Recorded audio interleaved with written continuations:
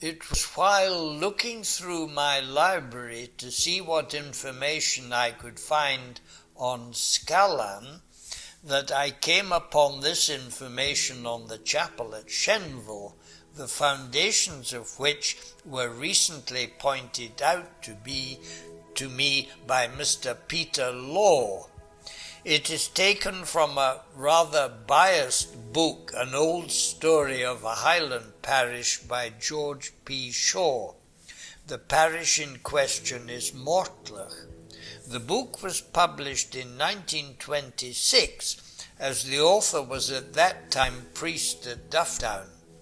It was Bishop Gordon who, in the year 1728, resolved to establish a fixed residence for a priest in the Cabrach, and who chose for this purpose the Shenval, high above the Blackwater River, partly on account of its secluded position and partly because a number of Catholics had settled in that wild and remote region, so difficult of access as to be comparatively safe from the oppressor.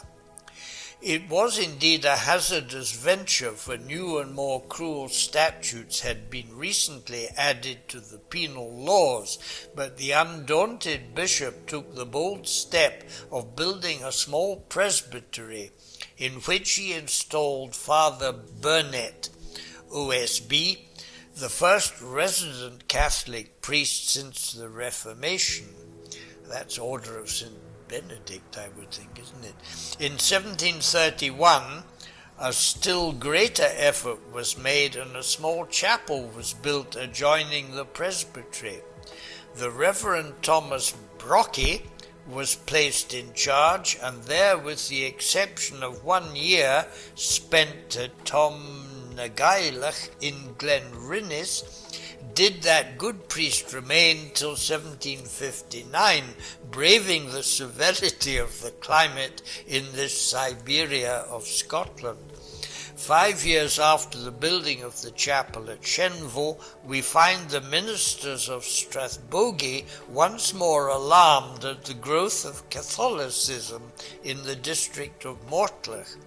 These fears were not groundless, for already the mission of Shenval, which included Glass, the Cabrach, Mortlach and Abalawa, could boast of a congregation of 700 souls. It seems almost incredible that in spite of such protracted and cruel persecution, so many loyal to the old faith could be found within a radius of 20 miles. For some years previous to the 45, Catholics enjoyed comparative peace, but after Culloden, the little chapel among the hills of Shenval was burned by Cumberland soldiers. Fortunately, their efforts to find the priest, Father Brockie, were unavailing, as he was absent at that time.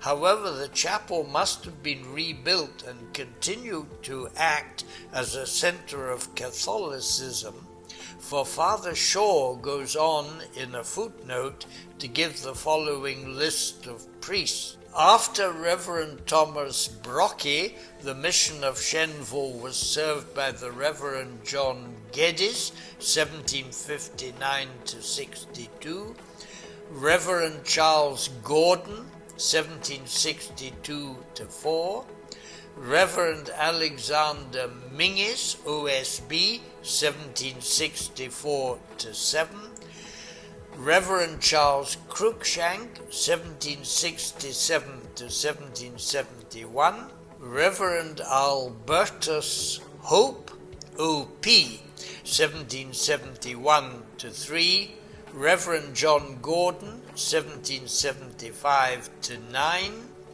Reverend Paul Macpherson, 1779 and 80, Reverend William Reed, 1780 to 82 or 84, Reverend Andrew Dawson, 1785 to 7, Reverend Alexander Farquharson, 1757 to 1793. he was a bit longer than most, the last priest to live there.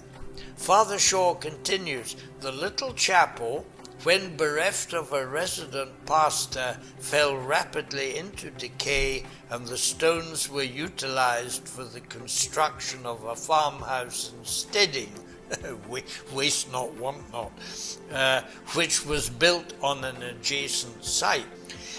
One cannot visit this lonely spot and be unmoved by its hallowed memories and by the knowledge that here the Catholic faith was preserved during the terrible years which preceded the Act of Emancipation. By this act, passed on the 3rd of June 1793, Catholics were allowed to hold and enjoy property of all kinds without molestation.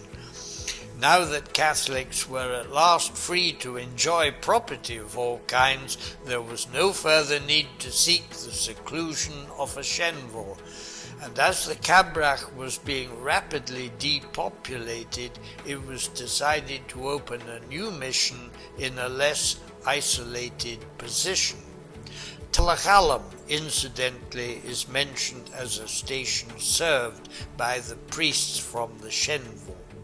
Barely a year after the closing of Shenval, a new mission was opened at Keithuk, near Auchindoun Castle, the farmhouse, after some necessary alteration, being used as a chapel and presbytery. In 1825, with the building of a little stone church and a presbytery, Dufftown became the centre.